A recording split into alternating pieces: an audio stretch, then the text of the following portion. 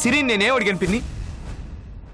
జీవితాంతం నాకు తోడుగా నా నీడగా ఉండమన్నాను, అంతే కదా పిన్ని. నా మనసులో మాట నీకు చెప్తున్నాను. సిరి రాకపోయినా నాతో లేకపోయినా నేను చచ్చిపోతాను పిన్ని. సంజు. అవును పిన్ని, నా ఆలోచనలు అట్టే వెళ్తున్నాయి. ఇప్పటికైనా నీ వాళ్ళెవరో పరాయి వాళ్ళెవరో తెలుసుకుంటే చాలు. తల్లి కూతుళ్ళు ఎంత నాటకం ఆడారే. కడుపులో నలుసు పెట్టుకొని కడుపే లేదంటూ ఎంత నటించినారు. ఇంద్రమ్మ, నిన్ను అమాయకురాలను చేసి బాగా ఆడుకున్నారే.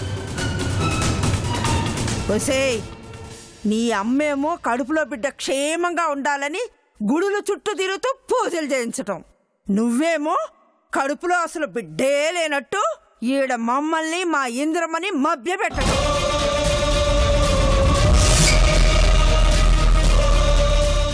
ఒకళ్ళని మించిన వాళ్ళు ఒకళ్ళు తయారైనారే. అమ్మో అమ్మో అమ్మో, అమ్మ కూతుళ్ళు ఎంత నటిస్తున్నారే. శత్రుపిండాన్ని నీ కడుపులో ఉండనిస్తాననుకుంటున్నావా? సంపేస్తాను. లేవే. అత్త ఎక్కడికి? ఆసుపత్రికి. శత్రు బిడ్డ నీ కడుపులో పెరగనికి ఏం లేదో రా. అత్త అత్త, నీకు దండం పెడతాను అత్త. నా బిడ్డని చంపొద్దు, నీ కాళ్ళు పట్టుకుంటాను ప్లీజ్. నీ ప్రాణాలు పోయినా సరే నువ్వు ఆసుపత్రికి రావాలా? రా. అత్త, నా బిడ్డని చంపే హక్కు నీకెక్కడిది?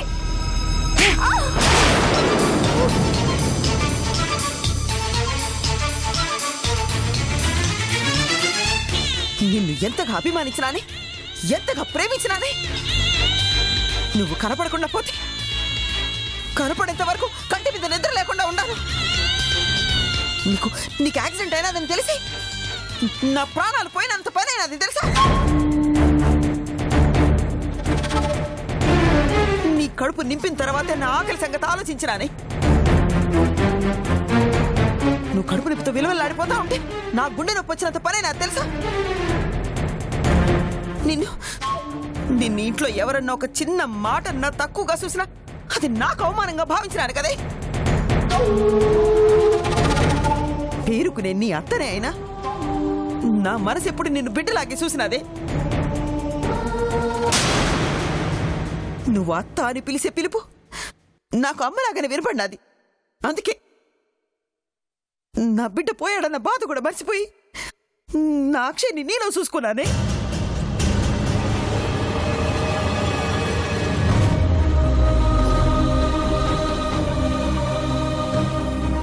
అత్త, నేను నీ వారసురాలుగా ఈడ్నే ఉండిపోతాను అంటే నేను ఎంత సంతోషపడినానో మాటల్లో చెప్పలేదే. నిన్ను కాపాడుకోవడం కోసం నా ప్రాణాలు కూడా పోగొట్టుకోవడానికి సిద్ధపడినాను.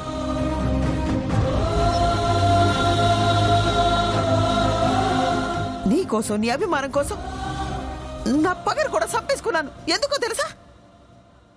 నా మనసులో పగుంటే నీ ప్రేమకు ఏడ దూరం అయిపోతానో అని.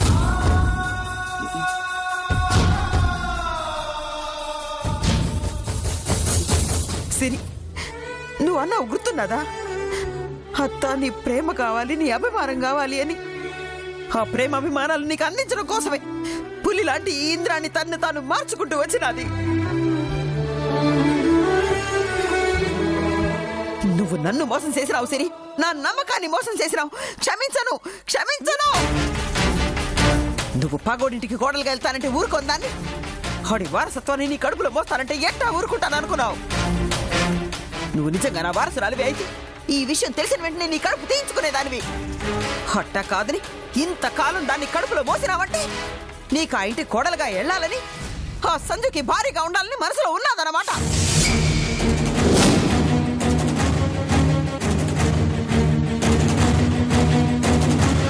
పగ కోసం మొగుణ్ణి, దేవుణ్ణి అందరినీ వదిలేసినానే. ఎవరిని నమ్మనంతగా నిన్ను నమ్మినాను. నా పగకి నువ్వే వారసురాలు అనుకున్నాను. కొట్టండి నువ్వు పగోడి వంశాన్ని నీ కడుపులో కని వాళ్ళు ఆనందంతో పండగ చేసుకుంటా ఉంటే నేను ఏమి శాతకాని దాంట్లో ఇంట్లో కూర్చోవాలనుకున్నావు. అట్టాంటి నువ్వు బతికినా సచ్చినా ఒకటే. నిన్ను నీ బిడ్డను బతకనివ్వను. చంపేస్తాను చంపేస్తానే చంపేస్తాను చంపేస్తాను. సావు సావు సావే. నన్నే మోసం చేస్తావా? కొట్టింద్రమ్మా కొట్టు బాగా కొట్టు. నేనే అమ్మ కుతులు ఏమి నటించారే. కొట్టు కొట్టింద్రమ్మా బాగా కొట్టు బాగా కొట్టింద్రమ్మా. తల్లి కుతులు నటించినారు. చాముండి గారు చాముండి గారు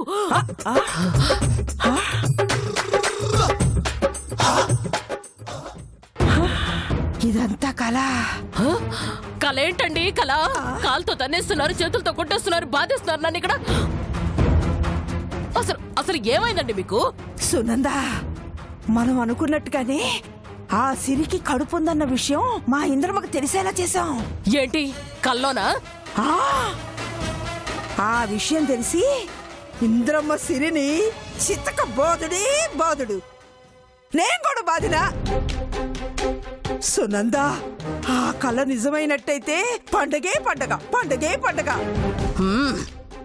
ఆ కళ నిజం చేద్దాం అని చెప్పే ఆలోచించి ఆలోచించి ఐడియా రాక ఇక్కడ పడుకుంటే చివరికి మీ దెబ్బలే మిగిలాయి నాకు. సర్లే, అదేదో తొందరగా ఆలోచించు. చేస్తానుగా తప్పకుండా. ఈసారి నేనిచ్చే ఐడియాకి ఆ సిరికి దిమ్మ తిరిగి బొమ్మ కనపడాలి.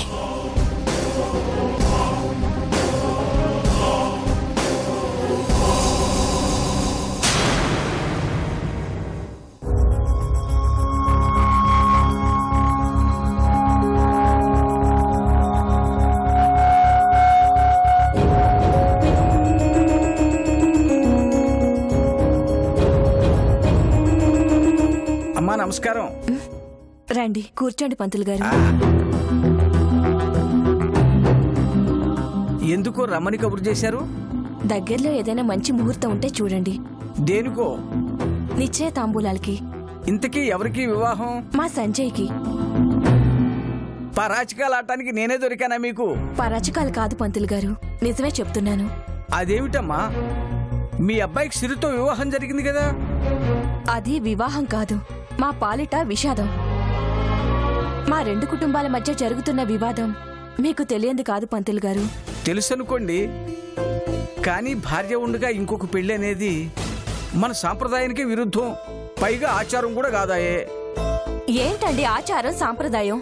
పెళ్ళైన ఏ ఆడపిల్లైనా కోడలుగా అత్తారింట్లో ఉండడం ఆచారం గాని కూతురిగా పుట్టింట్లోనే ఉండిపోవడం ఆచారమా చెప్పండి?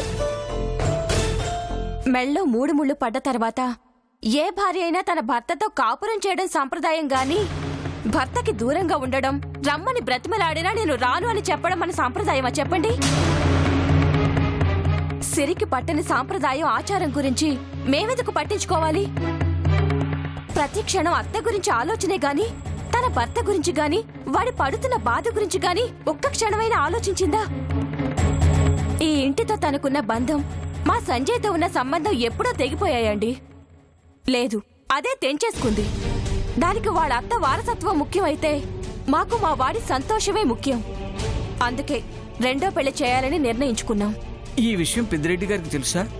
మరోలా అనుకోకండి. వారికి ఇష్టం లేని పెళ్లికి నేను ముహూర్తం పెట్టాలని తెలిస్తే నా చావు ముహూర్తం ఆయన పెడతారు. అందుకని విషయం తెలుసు, ఇంకా ఒప్పుకోలేదు. కానీ ఏదో ఒకరోజు ఒప్పుకోక తప్పదు. వారు ఒప్పుకున్నాకే ఈ ముహూర్తం కార్యక్రమాలు పెట్టుకోవచ్చు కదమ్మా. బ్రతుకు మీద ఎన్నో ఆశలు పెట్టుకున్నవాడిని, అర్థం చేసుకోండి. ఆయన అవునన్నా కాదన్నా ఈ పెళ్లి జరిగి తీరుతుంది పంతులు గారు. ఇప్పటికే ఆలస్యమైంది, మీరు మంచి ముహూర్తం చూడండి. నా మనవి ఏమిటంటే,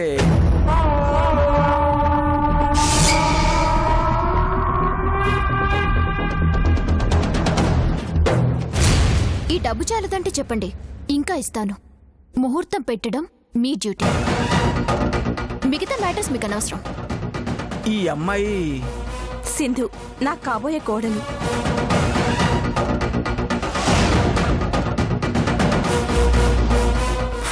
నన్ను చూడడం కాదు, మంచి ముహూర్తం చూడండి. చూడొచ్చు, కానీ ఇది పెద్దిరెడ్డి గారితో వ్యవహారం. ఏదైనా తేడా వస్తే నా ప్రాణం వారికి పలహారం అవుతుంది. అందుకే ఆలోచిస్తున్నాను.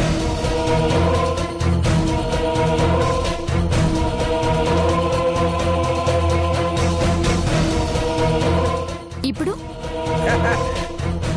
లక్ష్మీ కళ అమ్మాయి ముఖంలోనే కాదు చేతుల్లో కూడా తాండవిస్తుంది. ఒక్క నిమిషం.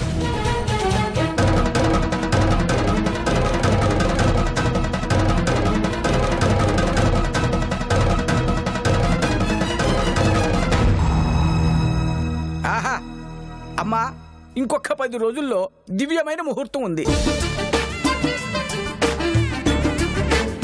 ఈ వారం కాక వచ్చే గురువారం మధ్యాహ్నం 12:42 ఉభయులు తాంబూలాలు మార్చుకోవచ్చు. నా పని అయిపోయిందమ్మా. వస్తానమ్మా.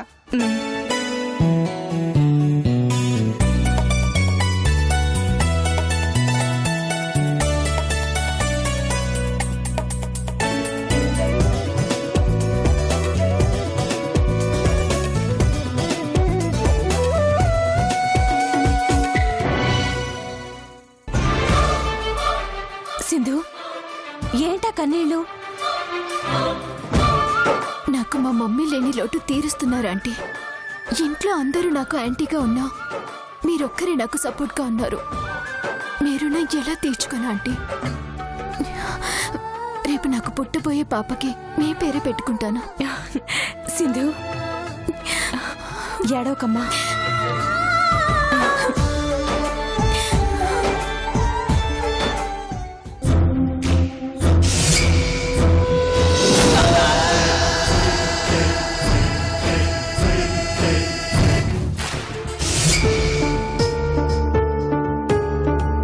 పిన్ని, ఏంటి సంజయ్? నేను సిరి యుఎస్కి వెళ్ళడానికి అరేంజ్మెంట్స్ చేశాను. సిరి పాస్పోర్ట్ రెన్యూల్ చేయాలంటే ఈ అప్లికేషన్ మీద సిరి సైన్ కావాలి. సిరి సంతకం చేస్తేనే టికెట్స్ రెడీ అవుతాయంట పిన్ని. సిరి చేత ఎలా సైన్ చేయించాలో తెలియట్లేదు పిన్ని. సిరి చేత నేను సంతకం చేయిస్తాను. ఆ కాగితాలు ఇలా ఇవ్వు సంజయ్. నేను అడిగితేనే రాని సిరి నువ్వు అడిగితే సంతకం పెడుతుందా పిన్ని? పైగా తన్ని యుఎస్ తీసుకెళ్ళడానికి ఇదంతా చేస్తున్నావని తెలిస్తే తను అసలు ఒప్పుకోదు పిన్ని. సిరి చేత ఎలా సంతకం చేయించాలో నాకు బాగా తెలుసు సంజయ్. అమెరికా వెళుతుందన్న విషయం సిరికి తెలియకుండానే సంతకం చేయిస్తాను. పిన్ని, నిజంగా సిరి నేను కలుస్తా ఉంటావా? నమ్మకం కుదరట్లేదు పిన్ని. ఎందుకు సంజయ్ అంత భయపడతా ఉంటావు? ఏం లేదు పిన్ని, మేం కలవాలనుకున్నప్పుడల్లా ఏదో ఒక ప్రాబ్లం మమ్మల్ని వేరు చేస్తుంది. ఆ భయంతోనే అడిగాను పిన్ని. ఈసారి ఏ శక్తి మిమ్మల్ని వేరు చేయలేదు సంజయ్.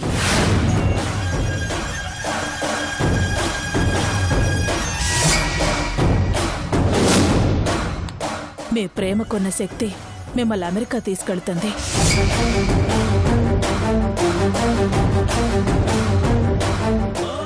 నువ్వు ధైర్యంగా ఉండు సంజయ్.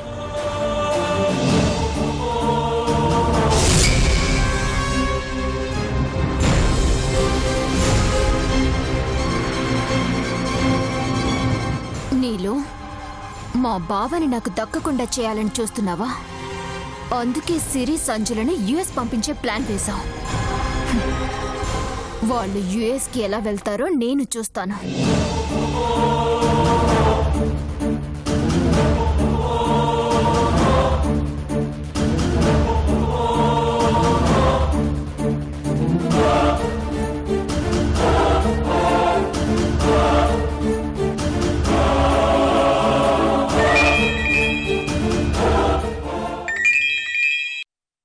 చెప్పు నీలంబరి. నీతో ఒక ముఖ్యమైన విషయం మాట్లాడాలి. దుర్గమ్మ చెరువు దగ్గరికి రాగలవా ఉమాదేవి? అట్నే వస్తాను.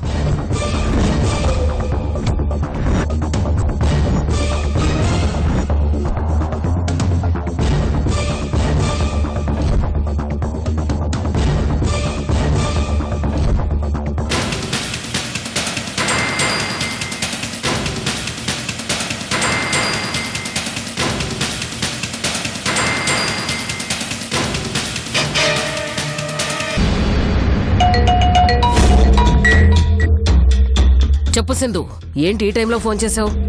నీతో అర్జెంటుగా మాట్లాడాలి. చాలా ఇంపార్టెంట్ మ్యాటర్. నువ్వు వెంటనే దుర్గమ్మ చెరువు దగ్గరకు వచ్చేసాయి. సరే, ఇప్పుడే బయలుదేరుతున్నాను.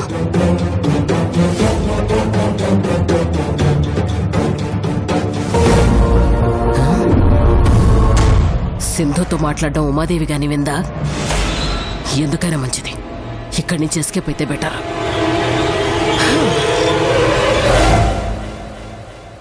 ఎందుకు సునంద నన్ను చూసి కంగారు పడినది? ఎవరితో మాట్లాడుతూ ఉండుంటది?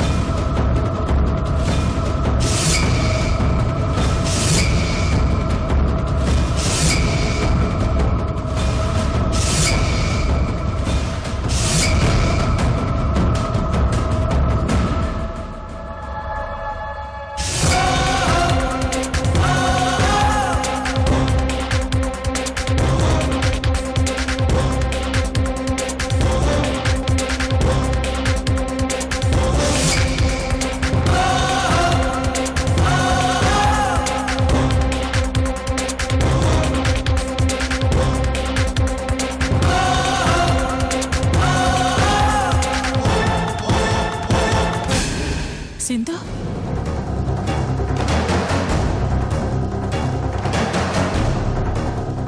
నీలంబరి, ఎందుకు కలవమన్నావు? ఏంది నీలంబరి, ఎవరికోసమన్నా చూస్తా ఉన్నావా? లేదు ఉమాదేవి. చెప్పు, ఎందుకు నన్ను రమ్మన్నావు? సిరి సంజయ్లు ఈ ఊళ్ళోనే ఉంటే ఎప్పటికీ ఒకటి కాలేరు. ఒకవేళ మళ్ళీ దగ్గరవ్వాలని ప్రయత్నించినా ఆ ఇంద్రాన్ని అడ్డుపడతానే ఉంటాది. సిరి కోసం సంజయ్ బాధపడతా ఉంటే చూడలేకపోతున్నాను ఉమాదేవి. నా పరిస్థితి కూడా అక్కడ అదే నీలాంబరి. మా సిరిని అత్తారింటికెళ్ళమని ఎన్ని రకాలుగా నచ్చ చెప్పినా చివరికి సంజయ్ని మా ఇంటికి తీసుకొచ్చినా ఫలితం లేకుండా పోయినది. సిరి మీ ఇంటికి వస్తే సంజయ్ని ఇంద్రాన్ని ఏదన్నా చేస్తాదేమోనని భయపడతాండది నా బిడ్డ. అంతేగాని సంజు అంటే ప్రేమ లేక కాదు, అత్తారింటి మీద అభిమానం లేక కాదు. వాళ్ళు ఈ ఊళ్ళో ఉంటేనే కదా ఉమాదేవి పగలు ప్రతీకారాలు వాళ్ళ ప్రేమను బాధ పెట్టేది. అసలు ఈ ఊళ్ళోనే లేకపోతే? ఏంది నీలంబరి నువ్వనేది? సిరి సంజయ్ని ఫారెన్ పంపించాలనుకుంటా ఉండాను. అక్కడైనా వాళ్ళు సంతోషంగా ఉంటారు. నీతో ఈ విషయం మాట్లాడదామని రమ్మన్నాను. నా బిడ్డ ఈ ఊళ్ళోనే నా కళ్ళ ముందే ఉండాలని నేను కోరుకోవటం లేదు నీలంబరి. తను ప్రేమించిన సంజయ్ తోటి సిరి ఆనందంగా ఉండాలనే కోరుకుంటాను.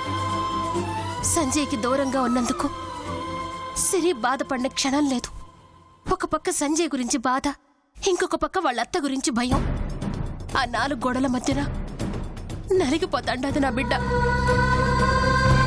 బాధ, భయం, కన్నీళ్లు, కష్టాల నుంచి మా సిరి విముక్తి పొందాలా, అదే నేను చూస్తా ఉండేది. మంచి నిర్ణయం తీసుకున్నావు నీలాంబరి. మరి సంజయ్ ఎందుకు ఒప్పుకున్నాడా? సిరితో నరకానికైనా సంజు నవ్వుతూ వస్తాడు. కానీ సిరి గురించే నాకు అనుమానంగా ఉండాలి. ఈ విషయంలో నువ్వేం అనుమానం పెట్టుకోవద్దు. సిరికి ఏదో ఒకటి చెప్పి నేను ఒప్పిస్తాను.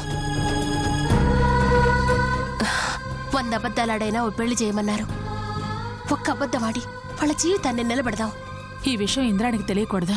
తెలిస్తే పెద్ద గొడవే అయిపోతుంది. అది నేను చూసుకుంటాను.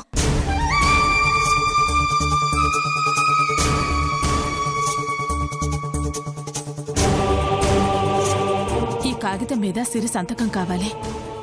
సిరి సంతకం చేస్తేనే వాళ్ళు ఫారెన్ వెళ్ళగలరు. సంతకం చేస్తే సిరికి తెలిసిపోతాదిగా. తెలియకుండా మనమే జాగ్రత్త పడాలా? ఒక పంచే ఉమాదేవి, నువ్వు సంజు కలిసి అమర్నాథ్ గుడికి పోయి ఆ ఈశ్వరుడికి పూజ చేయిస్తే మీ మధ్యన దూరం తొలగిపోతుందంట. దానికోసం మిలిటరీ వాళ్ళ పర్మిషన్ కావాలి. దానికే ఈ లెటర్ అంట అని చెప్పు. సరే, ఏదో ఒక రకంగా సిరి చేత సంతకం పెట్టిస్తాను. సంతకం చేయగానే ఆ కాగితాలు నాకు ఇచ్చేయి. టికెట్లు రావాలంటే ఆ కాగితాలు కావాలి. అట్టనే. సరే ఉమాదేవి.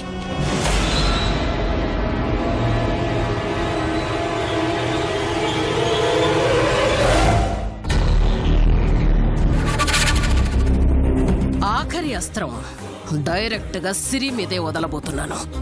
ఏంటది? తినగ తినగ వేము తీయగనుండు, వినగ వినగ నిజం తెలియచుండు. కొటేషన్స్ కాదు, క్లారిటీ ఇవ్వు. సింధు, నువ్వేం చెయ్యాలి అంటే